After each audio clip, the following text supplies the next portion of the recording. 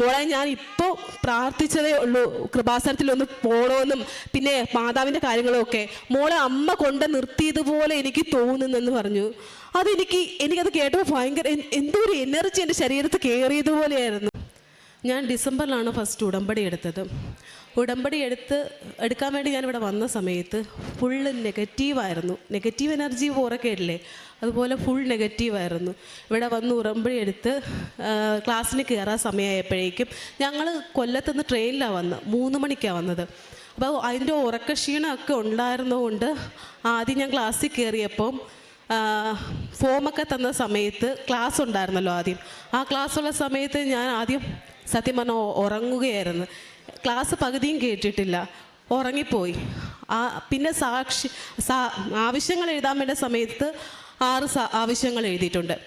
ആ 6 ആവശ്യങ്ങൾ എഴുതി അങ്ങനെ ഞാൻ പോയി. ഉടമ്പടി പാലിച്ചോ എന്ന് ചോദിച്ചാൽ ഞാൻ പൂർണ്ണമായിട്ട് പാലിച്ചിട്ടില്ല ഉടമ്പടി, ആദ്യത്തെ ഉടമ്പടി. പിന്നെ പത്രങ്ങൾ കൊടുക്കുന്നതെന്ന് പറഞ്ഞാൽ ഞാൻ ഒരു സൂപ്പർ മാർക്കറ്റിൽ പർച്ചേസ് മാനേജറായിട്ട് വർക്ക് ചെയ്യുമായിരുന്നു. ആ സമയത്ത് കടയിൽ വരുന്ന വ്യക്തികൾക്ക് മാത്രം ഞാൻ പത്രം കൊടുക്കുമായിരുന്നു, അങ്ങനെ കൊടുത്തു പോകുമായിരുന്നു. അങ്ങനെ ഞാൻ സാക്ഷ്യത്തിൽ മെയിനായിട്ട് എഴുതിയത് എനിക്ക് 9 വയസ്സുള്ളൊരു മോളുണ്ട്. എനിക്കത് ഒരു ആൺകുഞ്ഞ് വേണമെന്ന് ആഗ്രഹം ഉണ്ടായിരുന്നു. അപ്പോൾ ഞാൻ അതിനകത്ത് മെയിനായിട്ട് എഴുതിയത് ഒരു കുഞ്ഞിന് വേണ്ടിയായിരുന്നു. പക്ഷേങ്കിൽ ആ സമയത്ത് പ്രഗ്നൻ്റ് ആയിരുന്നു, പിന്നെ അബോർഷനായി പോയി. പിന്നെ അങ്ങനെ ഭയങ്കര ടെൻഷനിലൊക്കെ ആയിരുന്നു. ഉടമ്പടിയുടെ മുമ്പോട്ട് പോകാൻ പറ്റിയില്ല. പിന്നെ തീരുന്ന സമയത്ത് പിന്നെ ആ പ്രാർത്ഥന ഞാൻ അവിടെ നിന്ന് സ്റ്റോപ്പ് ചെയ്തു. അങ്ങനെ പിന്നെയും ഒരു ഡിപ്രഷൻ മൂഡ് പോലെയൊക്കെ എനിക്ക് വന്നു. അത് കഴിഞ്ഞ് രണ്ടാമത് ഞാൻ ഉടമ്പടി പുതുക്കാൻ പോയി. ജൂണിലാണ് വന്നത്. ഉടമ്പടി പുതുക്കിയപ്പോൾ ഞാൻ കഴിഞ്ഞ പ്രാവശ്യം വന്നപ്പോൾ ഞാൻ നെഗറ്റീവായിരുന്നു ഫുള്ളും. പക്ഷേ രണ്ടാമത് ഉടമ്പടി പുതുക്കാൻ വന്നപ്പോൾ മനസ്സ് നിറഞ്ഞ് മാതാവ് മാത്രമായിരുന്നു ഉള്ളിൽ നിറച്ച്. എനിക്ക് ഞാൻ ക്രിസ്ത്യാനിയാണെങ്കിൽ പോലും ഞാൻ അമ്മേനെ ഇതുപോലെ സ്നേഹിച്ചിട്ടില്ല. സത്യം പറയാമല്ലോ, ഈ അൽത്താരെ വെച്ച് ഞാൻ പറയാം, അതുപോലെ ഞാൻ സ്നേഹിച്ചിട്ടില്ല. ഇപ്പം എനിക്ക് എൻ്റെ അമ്മ എന്ന് പറയുന്നത് മാതാവ് മാത്രമാണ്. എനിക്ക് അത്ര അനുഗ്രഹങ്ങൾ തന്നിട്ടുണ്ട്, പറയാൻ പറ്റത്തില്ല. പല കാര്യങ്ങളും എണ്ണി പറയാൻ എന്നെ ഓർമ്മ വരുന്നില്ല. മെയിനായിട്ട് മോൻ്റെ കാര്യമാണ് പറയുന്നത്. അങ്ങനെ ജൂലൈ ആയപ്പോൾ ഞാൻ പ്രഗ്നൻ്റ് ആയി. അപ്പോൾ ആദ്യം അബോർഷനായി പോയപ്പോൾ ഭയങ്കര ടെൻഷനായിരുന്നു. അയ്യോ ഇനി ഇതും പോവുമോ എന്നൊക്കെ ടെൻഷനായിരുന്നു. അപ്പം ഞാൻ പ്രാർത്ഥിച്ചു, ഡെയിലി പ്രാർത്ഥിക്കാത്ത സമയമില്ല, ബൈബിൾ വായിക്കും, പ്രാർത്ഥിക്കും. പിന്നെ എനിക്ക് മാതാവിനെ കുറിച്ച് ആരെങ്കിലും എന്തെങ്കിലും ഒരു ടോപ്പിക്ക് ഇടുവാണെങ്കിൽ ഞാൻ അതിൽ പിടിച്ചങ്ങ് കയറി എൻ്റെ മാതാവ് എന്നെ സഹായിച്ചിട്ടുണ്ട്. അങ്ങനെയാണ് ഇങ്ങനെയാണെന്ന് കുറേ ഒത്തിരി കാര്യങ്ങൾ മാതാവ് എനിക്കറിയത്തില്ല. ഞാൻ അധികം ഇങ്ങനെ ആൾക്കാരുടെ മുമ്പിലൊക്കെ സംസാരിക്കാൻ ഒരു ഇച്ചിരി പേടിയുള്ള ടൈപ്പാണ്. പക്ഷേ എനിക്ക് മാതാവിൻ്റെ കാര്യം പറയുമ്പോൾ എന്താണെന്നറിയില്ല, ഭയങ്കര എൻ്റെ ഒരു എനർജിയാണ് എൻ്റെ ശരീരത്തിനുള്ളിൽ കയറി വരുന്നത്. അതുപോലെ തന്നെ എന്നേക്കാൾ വിശ്വാസമുണ്ട് എൻ്റെ ഹസ്ബൻഡിന് കേട്ടോ. അതെന്ന് വെച്ചാൽ മാതാവിനോട് പ്രാർത്ഥിക്കാനാണെങ്കിലും നമുക്ക് കൃപാസനത്തിൽ പോകണമെന്ന് പറഞ്ഞാലും പുള്ളിക്ക് ആദ്യം അപ്പോൾ പോവാം, പെട്ടെന്ന് പോയി ഉടമ്പടി എടുക്കാം, പ്രാർത്ഥിക്കാം എന്നൊക്കെ പറഞ്ഞ്. അങ്ങനെ പ്രഗ്നൻ്റ് ആയ സമയത്ത് ഞാൻ എൻ്റെ ഉടമ്പടി തൈലം പേടിയായിരുന്നു അബോർഷനായി പോകുമെന്ന്. ഉടമ്പടി തൈലം വയറിൽ പുരട്ടുമായിരുന്നു. അങ്ങനെ സ്റ്റേജൊക്കെ പോയി, കുഴപ്പമില്ല. എനിക്ക് ആൺകുഞ്ഞ് വേണമെന്ന് നല്ല ആഗ്രഹമായിരുന്നു. അവസാനം സിസേറിയനായിരുന്നു എനിക്ക്. സിസേറിയൻ കയറിയ സമയത്ത് ഞാൻ മാതാവിനോട് പറഞ്ഞു, മാതാവേ എനിക്ക് ആൺകുഞ്ഞിനെ ആണെങ്കിലും പെൺകുഞ്ഞായാലും കുഴപ്പമില്ല, ഒരാപത്തുമില്ലാതെ ഒരു കുഞ്ഞിനെ എനിക്ക് തന്നാൽ മതി. അത് ഞാൻ സിസേറിയൻ കിടക്കുന്ന സമയത്ത് മാതാവിൻ്റെ കരങ്ങൾ എടുത്തിട്ട് വേണം ഡോക്ടറിൻ്റെ കയ്യിൽ ആ കുഞ്ഞിനെ തരാൻ. മാതാവിൻ്റെ കുഞ്ഞായിട്ട് അറിയപ്പെടാനാണ് എനിക്ക് ആഗ്രഹം ആ കുഞ്ഞ് എന്ന് ഞാൻ പറഞ്ഞു. അതുപോലെ തന്നെ ഡോക്ടർ എന്നെ വിളിച്ചിട്ട് പറഞ്ഞു ആൺകുഞ്ഞാന്ന്. അപ്പം എനിക്കുണ്ടായ ഒരു സന്തോഷം എനിക്ക് പറഞ്ഞറിയിക്കാൻ വയ്യ കേട്ടോ. അത്രയ്ക്ക് സന്തോഷം എന്ന് വെച്ചാൽ അത്രയ്ക്ക് സന്തോഷം. മാതാവ് എന്നെ കൈവിട്ടിട്ടില്ല എന്ന് എനിക്കൊരു തോന്നി. എന്നെ കൈവിടത്തില്ല എന്ന് എനിക്കറിയാം, ഇതുവരെ കൈ വിട്ടിട്ടും ഇല്ല എന്ന് എനിക്കറിയാം.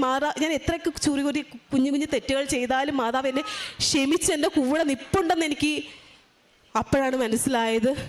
അങ്ങനെ പല സന്തോഷമായിരുന്നു. പിന്നെ അത് കഴിഞ്ഞപ്പോഴേക്കും ഞങ്ങൾ വീട്ടിൽ വന്ന സമയത്ത് മോൻ പാൽ കുടിക്കുമ്പോഴേക്കും വിക്കി നെറുകെ കയറ്റുമായിരുന്നു. അങ്ങനെ ഉണ്ടായിരുന്നു. അങ്ങനെ സമയത്ത് ഭയങ്കര പേടിയായിരുന്നു. കുറച്ച് നേരം കുഞ്ഞ് ശ്വാസമില്ലാതെയൊക്കെ നിൽക്കുമായിരുന്നു.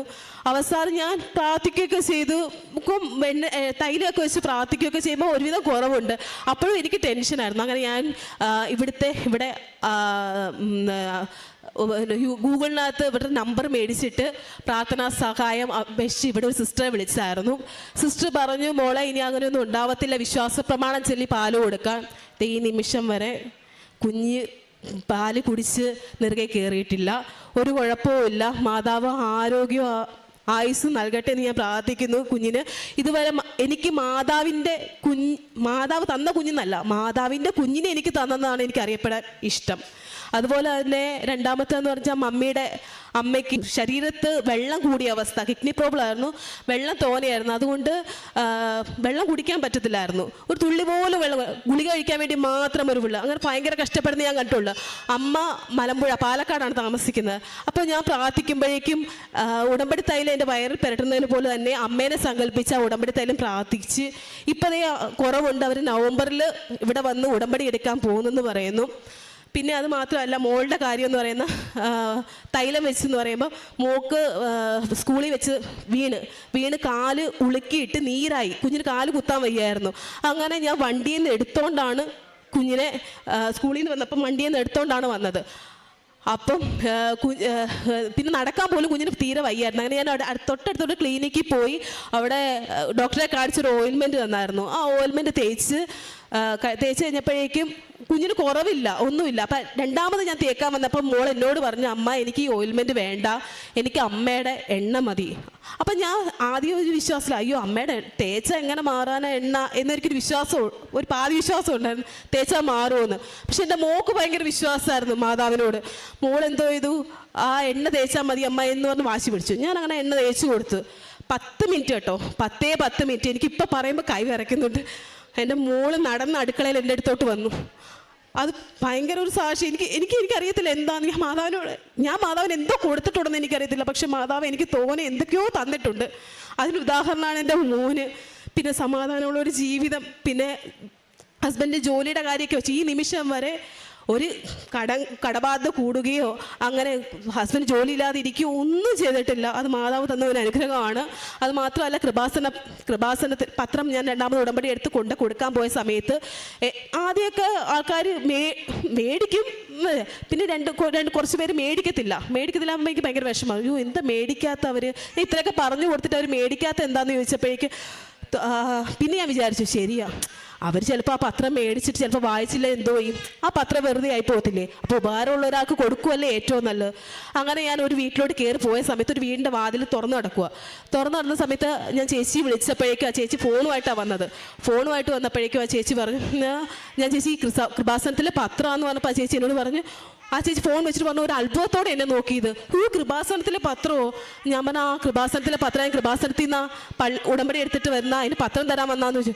മോളെ ഞാൻ ഇപ്പോൾ പ്രാർത്ഥിച്ചതേ ഉള്ളൂ കൃപാസനത്തിലൊന്ന് പോകണമെന്നും പിന്നെ മാതാവിൻ്റെ കാര്യങ്ങളും ഒക്കെ. മോളെ അമ്മ കൊണ്ട് നിർത്തിയതുപോലെ എനിക്ക് തോന്നുന്നെന്ന് പറഞ്ഞു. എനിക്കത് കേട്ടപ്പോൾ ഭയങ്കര എന്തോ ഒരു എനർജി എൻ്റെ ശരീരത്തിൽ കയറിയതുപോലെയായിരുന്നു. എനിക്കറിയത്തില്ല, അപ്പോൾ ഭയങ്കര സന്തോഷം. അത്രയും നേരം ദുഃഖത്തോടെ വന്നതാ. ഇങ്ങനെ മേടിക്കുമ്പോൾ എല്ലാവരും ചിരിച്ചു കാണിക്കും, അങ്ങനെയൊക്കെ ഉള്ളൂ. സംസാരിച്ച് പറയുമ്പോഴോ ശരി എന്ന് പറഞ്ഞാൽ ഈ ചേച്ചി ഇങ്ങനെ പറഞ്ഞപ്പോൾ എനിക്ക് എന്തോ ഒരു എനർജി കയറുന്നുള്ളൂ. അപ്പോൾ എനിക്ക് വാശിയാണ്. പിന്നെ അവിടെ ഉള്ള പത്രങ്ങളെല്ലാം കൊടുക്കണമെന്നൊരു വാശിയായി. അങ്ങനെ ഞാൻ രണ്ടാമതൊരു വീട്ടിൽ ചെന്നപ്പോൾ ഒരു രൂപക്കൂട്ടിൻ്റെ വാതിക്കൽ ആ അമ്മ ഒറ്റയ്ക്ക് ഇരിക്കുന്നു. അപ്പോൾ അതിൻ്റെ അവിടെ നമ്മുടെ കൃപാസന അമ്മയുടെ രൂപം ഉണ്ടായിരുന്നു. അങ്ങനെ ഞാൻ കയറി ചെന്ന്, പേടിയോടെ കയറി ചെന്ന്, ഒരു അമ്മ മാത്രം ഇങ്ങനെ ഇരിക്കുന്നു. അപ്പം ഞാൻ അവൾ ചോദിച്ച്, അമ്മ എന്താ കൃപാസനത്തിലെ പത്രം? വേണ്ട മോളെ, ഞാൻ ഉടമ്പടി എടുത്ത്, എനിക്ക് വലിയ പ്രയോജനമൊന്നും ഉണ്ടായില്ല. ഞാൻ പറഞ്ഞു, അമ്മ എന്താ അങ്ങനെ പറഞ്ഞത്, പ്രയോജനം ഉണ്ടായില്ല എന്ന്? ഇല്ല, ഞാൻ പോയി ഉടമ്പടി ഒന്നും ഒരു പ്രയോജനം ഉണ്ടായില്ല. ഞാൻ പറഞ്ഞു, അമ്മ ഈ കൃപാസന അമ്മയുടെ മുഖത്ത് നോക്കി, ഈ രൂപക്കൂട്ടിൻ്റെ മുഖത്ത് നോക്കിയാണ് അമ്മ ഈ പറയുന്നത്, അമ്മയ്ക്ക് ഒരു ഉപകാരം ഉണ്ടായിട്ടില്ല എന്ന്. അമ്മേനെ ഇപ്പോഴും നിലനിർത്തുന്ന ആ മാതാവല്ലേ എൻ്റെ ഭർത്താവ്. അപ്പം അമ്മ പറഞ്ഞു, എൻ്റെ ഭർത്താവ് കുടിയ, പിന്നെ 2 പെമ്മക്കളാണ്, തിരിഞ്ഞു പോലും നോക്കത്തില്ല. ഞാൻ ഹോട്ടലിൽ ജോലി ചെയ്തിട്ടാണ് അവർ അന്നുള്ള ഭക്ഷണം കഴിയുന്നതെന്നൊക്കെ പറഞ്ഞു. അപ്പം ഞാൻ പറഞ്ഞു, അമ്മ പേടിക്കേണ്ട, അമ്മ ഉടമ്പടി ഒന്നുകൂടെ ഒന്ന് പുതുക്കി നോക്ക്, മാതാവിനോട് കൂടുതൽ അടുക്ക്. എൻ്റെ അനുഭവമാണ് ഞാൻ പറയുന്നത്, അടുക്ക്. അമ്മ എന്തോ ആഗ്രഹിക്കുന്നു അതിന് ഇരട്ടിയായിട്ട് മാതാവ് തരുമെന്ന് എനിക്ക് വിശ്വാസമുണ്ട് എന്ന് ഞാൻ പറഞ്ഞു. അമ്മയോട് പറഞ്ഞപ്പോൾ അമ്മ കുറേ നേരം കരഞ്ഞു. അമ്മ പറഞ്ഞു, ഞാൻ ഉടമ്പടി പുതുക്കാൻ പൊക്കോളാം മോളെ എന്ന് പറഞ്ഞു. അപ്പോൾ എൻ്റെ കയ്യിൽ ഒരു 100 ഉണ്ടായിരുന്നു. ഞാൻ എടുത്ത് കൈ കൊടുത്തിട്ട് പറഞ്ഞു, അമ്മ എന്തെല്ലാം ആവശ്യമുണ്ടെങ്കിൽ എന്നെ വിളിച്ചാൽ മതി, അമ്മയ്ക്ക് എന്നെക്കൊണ്ട് പറ്റുന്ന എന്താണെങ്കിലും ഞാൻ ചെയ്തു തരാമെന്ന് പറഞ്ഞു. അങ്ങനെ ഞാൻ അവിടുന്ന് സന്തോഷത്തോടെ പോയി. ഞാൻ പത്രം എല്ലാം കൊടുത്ത് സന്തോഷത്തോടെ, ഞാൻ ആദ്യം പത്രം കൊടുത്തത് വരുന്നവർക്ക് കൊടുത്തു പോകുമായിരുന്നു. പക്ഷെ രണ്ടാമത്തെ പത്രം ഞാൻ കൊടുത്തത് വളരെ സന്തോഷത്തോടെയാണ് കൊടുത്തത്. അങ്ങനെ അമ്മ രാത്രി എന്നെ വിളിച്ചിട്ട് പറഞ്ഞു, ഞാൻ പിറ്റേ ദിവസം കൃപാസനത്തിൽ പോയി ഉടമ്പടി പുതുക്കാൻ പോവാന്ന് പറഞ്ഞു. അപ്പോൾ എനിക്ക് വളരെ സന്തോഷമായി. ഞാൻ കാരണം ഒരാൾ കൃപാസനത്തിൽ പോയി പുതുക്കുക എന്നൊക്കെ പറഞ്ഞ് ഭയങ്കര സന്തോഷമായിരുന്നു എനിക്ക്. അപ്പം അമ്മ പറഞ്ഞു, മോളെ ഒരു പ്രശ്നമുണ്ട്, ഞാൻ ഉടമ്പടി കാശ് രൂപം കാണുന്നില്ല, അത് അച്ഛൻ പറഞ്ഞിട്ടുണ്ടല്ലോ വേറെ തരത്തില്ല എന്നൊക്കെ. ഉടമ്പടി കാശ് രൂപം കാണുന്നില്ല, ഇനി എന്തോ എന്ന് പറഞ്ഞപ്പോൾ ഭയങ്കര കരച്ചിലായിരുന്നു. ഞാൻ പറഞ്ഞു, അമ്മ അപ്പം എനിക്കറിയത്തില്ല അത് എവിടെ വെച്ച് ഇവരെ വെച്ചതെന്നൊന്നും എനിക്കറിയത്തില്ല. അപ്പം എൻ്റെ മനസ്സിൻ്റെ ഉള്ളിൽ എന്ന് പറയുന്നത് നാളെ രാവിലെ ആകുമ്പോൾ ആ ഉടമ്പടി കാശ് രൂപ അമ്മയ്ക്ക് കിട്ടുമെന്ന് എൻ്റെ മനസ്സ് പറയുന്നു. അപ്പം ഞാൻ ആ മനസ്സ് പറഞ്ഞ പോലെ തന്നെ, എനിക്കിത് മാതാവ് പറയിപ്പിച്ചാണോ എന്ന് എനിക്കറിയത്തില്ല, മനസ്സ് പറഞ്ഞ പോലെ തന്നെ ഞാൻ അമ്മയോട് പറഞ്ഞു, അമ്മ പേടിക്കണ്ട, അമ്മ നാളെ 8 മണിക്കുള്ളിൽ ആ കാശ് രൂപ അമ്മയുടെ കയ്യിൽ കിട്ടും, മാതാവ് കൊണ്ടുത്തരും, അമ്മയ്ക്ക് വിശ്വാസം ഉണ്ടെങ്കിൽ ആ മാതാവ് ആ കാശ് രൂപം കൊണ്ടുത്തരുമെന്ന് പറഞ്ഞു. പിറ്റേ ദിവസം 7:45 അമ്മ എന്നെ വിളിച്ചിട്ട് പറഞ്ഞു, മോളെ കാശ് രൂപം കിട്ടി. ഞാൻ ചോദിച്ചു, എവിടുന്ന് കിട്ടി അമ്മ? രൂപത്തിൻ്റെ പുറകിൽ നിന്ന് കിട്ടി. ഇന്നലെ അവിടെയൊക്കെ തപ്പിയിട്ടും കണ്ടില്ല, പക്ഷേ ഇന്ന് ഞാൻ നോക്കിയപ്പോഴേക്കും അവിടെ ഇരിക്കുന്ന കണ്ടു.